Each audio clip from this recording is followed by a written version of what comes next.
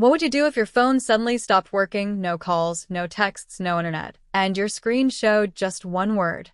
SOS? That's exactly what happened to hundreds of thousands of Verizon customers across the United States on January 14th, when one of the country's largest wireless networks went down without warning. This wasn't a minor glitch. It wasn't a single city or a few towers. This was a nationwide outage that left people disconnected, confused, and in some cases, worried about their safety. On January 14th, Verizon users across multiple states began reporting sudden service failures. Phones lost signal entirely, while others displayed SOS or SOS only, meaning the device could only attempt emergency calls, if those even worked. Within minutes, outage tracking platforms started lighting up. Reports surged into the hundreds of thousands as users from major cities like New York, Washington, D.C., Chicago, Los Angeles, and Atlanta confirmed they were experiencing the same issue. Calls wouldn't connect. Texts wouldn't send. Mobile data was completely unavailable for many users. For a lot of people, their phones became unusable. The SOS message caused major concern. That status appears when a phone can't connect to its carrier's network and may try to reach emergency services through any available signal. But during this outage, even emergency access became uncertain. In New York City, officials warned residents that calling 911 from affected Verizon devices might not work. People were urged to use landlines, phones from other carriers, or go directly to police stations or fire departments if they needed help. That's when this outage crossed the line from being a frustrating inconvenience to a public safety issue. Verizon acknowledged the outage as reports continued to climb.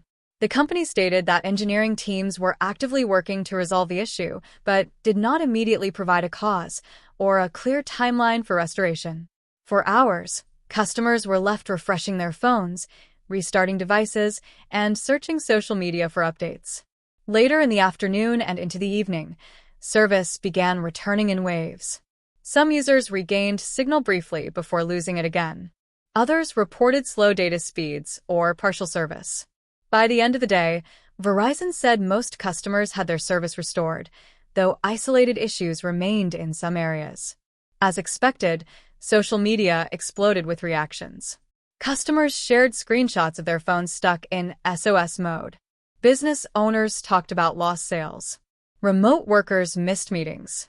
Parents worried about being unable to reach their children. The outage made one thing very clear. Our phones are no longer just phones. They're how we work, navigate, pay, communicate, and stay safe.